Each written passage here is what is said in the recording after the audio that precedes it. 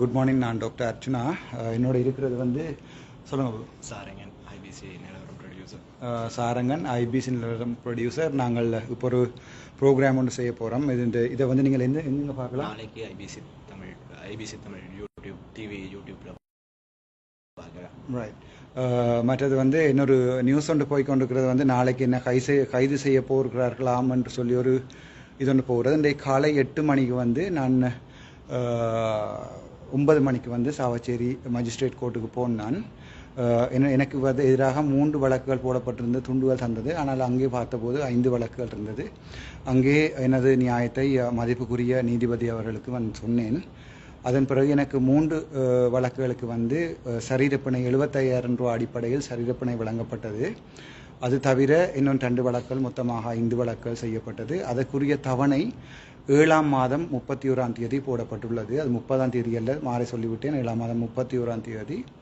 அது தவிரவும் நாளை இந்த பிரச்சனை காரணமாக போடப்பட்ட வழக்குகள் காரணமாக நாளை போலீசாரில் வந்து வாக்குமூலம் கொடுக்குமாறியும், அது தவிர சாவச்சேரி வைத்தியசாலையில் எம்எஸ் ஆக வேலை செய்ய போய் அங்கே குழப்பக்கூடாது என்கிற கட்டளையும் எனக்கு மதிப்புக்குரிய நீதிபதியால் செய்யப்படுது. நான் அப்படி செய்யவும் இல்லை, பிழையான விஷயம் சொல்லப்பட்டுள்ளது. அதனால் நான் சாவச்சேரி வைத்தியசாலையில் அப்படி குழப்புவதாக இருந்தால் இப்படி 3 நாட்களில் நான் அதாவது வந்து என்னென்ன சொல்கிறது, ஒருத்தரும் இல்லாத நேரம் நான் பார்த்துருக்க மாட்டேன். எனக்கு வைத்தியர்களையும் சரியான விருப்பம் இருக்கிறது.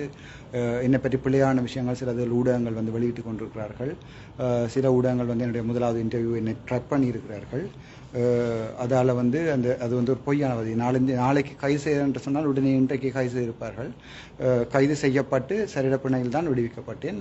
அதுக்குரிய தவணை 7ஆம் மாதம் 31ஆம் தேதி மதிப்புக்குரிய நீதிபதி அவர்களால் தரப்பட்டுள்ளது. என்னை கைது செய்ய போகிறார்கள் நாளைக்கு என்கிற வதந்திகளை வந்து நீங்கள் நம்ப வேண்டாம். அவர்கள் திட்டமிட்டு பரப்புவதால் மக்களிடையே குழப்பங்களை ஏற்படுத்துவதற்காக திட்டமிட்டு பரப்புகிறார்கள். அப்படியான இதுகளை நம்ப வேண்டாம். மற்றது என்னுடைய இது வந்து அதாவது கோர்ட் செலவுக்கு என்னிடம் காசு இருக்கவில்லை. அதனால் என்னுடைய காரை விட்டு தான் அந்த கோர்ட்ஸ் இதை பார்க்க போகிறேன். அது சம்பந்தமான நான் போட்ட போஸ்ட்டுக்கும் 1-2 பேர் கமெண்ட் பண்ணியிருக்கணும். அது நான் போட்டது காரணம் என்னுடைய கோர்ட் கேஸுகளுக்கு பே பண்ணுறதுக்கு வந்து என்னிடம் உண்மையாகவே காசு இருக்கவில்லை. 3,500 ரூபா காசு தான் என்னுடைய பாக்கெட்டில் இருந்தது. அதுதான் உண்மை.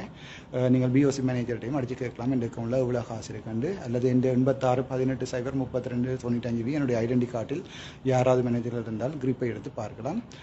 72 லட்சம் ரூபா லோன் தான் இருக்கிறது. நான் போய் சொல்லவில்லை. ஆகவே இந்த வீடியோவை உங்களுக்கு நான் சொல்கிறது, பொதுமக்கள் வந்து இப்படி ஊடகங்கள் பரப்புகின்ற பிழையான வதந்திகள், நாளை கைது செய்யப்படுகிறார் போன்ற வதந்திகளை நம்ப வேண்டாம். நாங்கள் இப்போது ஐபிசி தமிழில் இருக்கிறோம் ஒரு ப்ரோக்ராம் செய்வதற்காக. Thank you so much. Doctor Ramanathan Archana.